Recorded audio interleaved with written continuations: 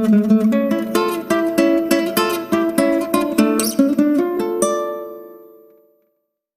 semuanya, selamat datang di Novel Time, selamat menikmati ceritanya, dan jangan lupa like, komen, dan subscribe. Hendra mengira Askara bisa gila. Tapi kenapa beda dengan apa yang Hendra pikirkan?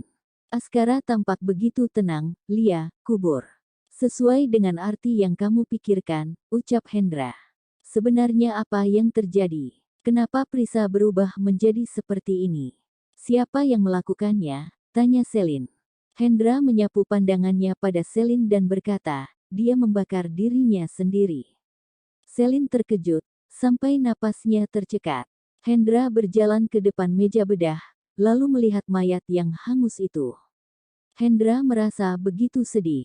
Kehidupan yang begitu indah seketika berubah menjadi mayat yang tidak dikenali siapapun dalam sekejap. Siapapun tidak akan bisa menerima ini dengan mudah. Apalagi Prisa dulu bekerja dengannya dulu. Kini Hendra mulai mengenang Prisa dan senyumannya terlihat jelas dalam bayangannya. Prisa sangat keras kepala sampai dia memilih cara ini untuk mengakhiri hidupnya.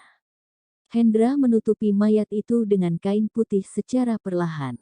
Semua prosesi penguburan mayat Prisa diatur oleh Hendra. Prisa tidak punya kerabat dan saudara kandung lagi, selain keenam anaknya yang lugu dan lucu itu. Bagaimanapun juga Askara pasti tidak mengizinkan keenam anaknya datang ke pemakaman Prisa. Askara juga tidak akan memberitahunya realita yang terjadi ini, kalau ternyata ibunya sudah tidak ada lagi di dunia. Pemakaman Prisa selesai pukul 9 malam. Malam ini begitu gelap, udara sangat dingin sampai tembus ke kulit dan hampir menusuk tulang. Hendra membakar banyak uang kertas, berdiri di depan nisan selama beberapa menit, kemudian pergi dari sana. Kini hanya tersisa Prisa yang sendiri terkubur dalam tanah. Hendra kembali ke grup King. Dia sedang berdiri di depan pintu ruangan pemimpin perusahaan. Hendra tahu kalau masih ada orang di dalamnya. Sekitar pukul 10 malam, tidak ada yang keluar dari ruangan. Hendra mulai curiga, lalu mengetuk pintunya. Masuk. Hendra mendorong dan membuka pintu untuk masuk, lalu melihat Askara yang duduk di kursi diam tak bergerak. Pandangan mata Askara terus tertuju pada arah jendela. Pak Askara, semua sudah beres, ucap Hendra maju 2 langkah sambil mengangguk. Askara sedikit bereaksi, lalu dengan datar berkata, cari wanita itu. Hendra paham dengan kata, wanita itu. Dia adalah Fiona. Inilah salah satu hal yang membuat Hendra juga tercengang. Prisa baru saja dikuburkan, kenapa begitu cepatnya Askara mencari wanita lain? Bukankah ini terlalu cepat? Tapi sebagai bawahan, pertanyaan itu tidak sepatutnya Hendra tanyakan. Jadi Hendra hanya bisa menuruti perintahnya. Mengangguk dan mengiyakan, segera bertindak. Baik, jawab Hendra lalu mengambil ponsel dan berkata, cari Fiona. Entah apa yang dikatakan lawan bicaranya, Hendra mengernyitkan dahinya lalu berkata, Pak, Fiona sudah resign. Tapi Askara yang duduk di sana itu tidak bergerak saat mendengar laporan Hendra. Askara hanya menatap ke arah jendela dengan pandangan kosong. Entah apa dia sedang melihat pemandangan dari jendela atau melihat pantulan dirinya sendiri. Hendra curiga, kenapa Fiona resign? Apa ada hubungannya dengan masalah yang terjadi sekarang ini? Apa mungkin sesuatu yang terjadi di bar tidaklah sesimpel dan sesederhana yang Hendra bayangkan? Hendra takut kalau Askara akan menanyakan, kenapa dirinya tidak bisa menemukan Fiona. Pak Askara, saya bisa mencari dan menemukannya, ucap Hendra sambil pergi dari ruangan Askara. Gak usah, Askara buka suara. Lalu, Pak Askara mau kembali pulang. Keluarlah. Baik, Hendra mengangguk lalu menatap Askara sekali lagi sebelum dia keluar. Askara membuka loker mejanya untuk mencari rokok. Sudah lama dia tidak merokok. Tapi saat keinginannya untuk merokoknya timbul, justru dia tidak bisa menemukan rokoknya. Akhirnya dia membuka loker meja yang lain dan menemukan rokoknya. Dia menyalakan korek api, tapi setelah beberapa kali ditekan, korek api pun tidak berfungsi. Korek api itu terjatuh ke lantai. Askara lalu menatap korek api yang tergeletak di lantai itu. Kemudian dia bangkit berdiri dan mengambilnya dan berjalan ke depan jendela gaya Perancis itu untuk menyulut rokoknya. Cahaya api terpantul dari langit-langit dinding, berkedip, lalu meredup bercampur dengan cahaya lampu malam hari. Pria ini hanya berdiri, menatap cahaya malam sambil menikmati tiap hisapan rokoknya. Asap yang dihisap mulai masuk ke paru-parunya, tiba-tiba dia batuk. Uhuk, uhuk. Suara batuk Prisa saat ditelepon terdengar seakan membuat Askara diam, tubuhnya gemetar saat mengingat suara itu. Batuk Askara terhenti dan membuat nafasnya terengah-engah. Askara melihat pantulan dirinya di jendela. Ya, semuanya masih belum terlambat.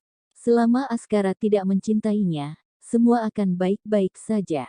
Sementara ini pasti sangat sulit untuk bisa menerima keadaan. Tapi lama-lama Askara akan bisa melupakannya. Lupa, melupakannya. Tengah malam Hendra menelpon pegawai yang ada di bawah, mobil Pak Askara masih ada di kantor. Waktu menunjukkan pukul 3 dini hari. Hendra meletakkan pekerjaannya. Dia tampak begitu lelah. Lalu membuat secangkir kopi. Sambil meneguk kopi, dia juga menelpon kembali pegawai yang ada di bawah. Tetap saja mobil Rolls-Royce masih ada. Hendra tidak bisa tenang, lalu dia meletakkan secangkir kopi yang sisa setengah di atas meja, lalu keluar dari ruangannya. Hendra berdiri di depan pintu ruangan Askara. Setelah berdiri beberapa saat dia tidak mendengar ada pergerakan di dalam ruangan. Ruangannya memang kedap suara, tapi keheningan saat itu sangat mencurigakan. Jadi Hendra membutuhkan respon dari Askara. Hendra tahu kalau Pak Askara adalah seseorang yang penyayang. Tapi saat si wanita sudah jatuh cinta, Askara akan meninggalkannya. Tapi berbeda saat bersama dengan Prisa. Askara bisa melihat cinta Prisa dengan jelas. Legenda, Sky Price Couple Watch, masih beredar di internet. Kapan Askara bisa tenang? Yang mati biarlah mati. Lepaskan. Hendra yang berdiri di depan pintu, lalu mengetuk pintu. Tapi tidak terdengar adanya suara apapun dari dalam. Apa terjadi sesuatu padanya? Hendra tidak pernah membuka pintu tanpa izin dari Askara. Sebenarnya kalau tanpa izinnya Hendra juga tidak akan bisa masuk. Tapi saat dia masuk, dia disambut dengan asap tebal rokok yang menggumpal dan begitu menyengat. Sejak Hendra keluar dari ruangannya, Askara tidak berhenti merokok. Pria yang berdiri di depan jendela tidak menoleh dan hanya menatap Hendra dari arah kaca. Lalu bertanya, apa akan terjadi sesuatu padaku? Hendra diam. Hendra berpikiran terlalu jauh. Apa yang dia lakukan? Aku lagi merokok, jawab Askara datar. Suaranya terdengar berat. Entah sudah berapa batang rokok yang dia hisap. Pak Askara, Anda baru saja keluar dari rumah sakit karena keracunan alkohol. Hendra memperingatkannya. Aku tahu apa yang kamu khawatirkan. Ini hanya permainan pasangan pria dan wanita yang berakhir. Bukan aku yang berakhir.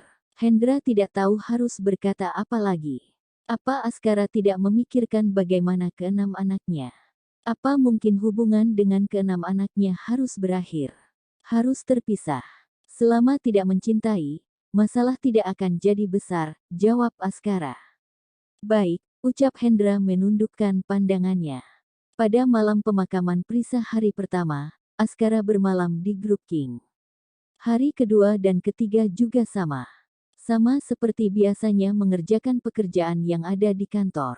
Hendra yang melihat juga merasa keadaan seperti hari-hari biasa. Lalu Hendra kembali melanjutkan pekerjaannya. Sudah beberapa malam dia tidak pulang ke villa musim dingin. Mike beberapa kali menelponnya untuk menanyakan keadaan.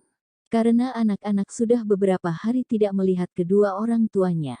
Kalau memang Askara sibuk tidak bisa pulang, setidaknya dia bisa meminta Nona Prisa untuk pulang. Hendra berkata kalau akhir-akhir ini Askara sangat sibuk, dan sama sekali tidak menyebut nama Prisa. Terima kasih semuanya, jangan lupa untuk like, komen dan subscribe ya.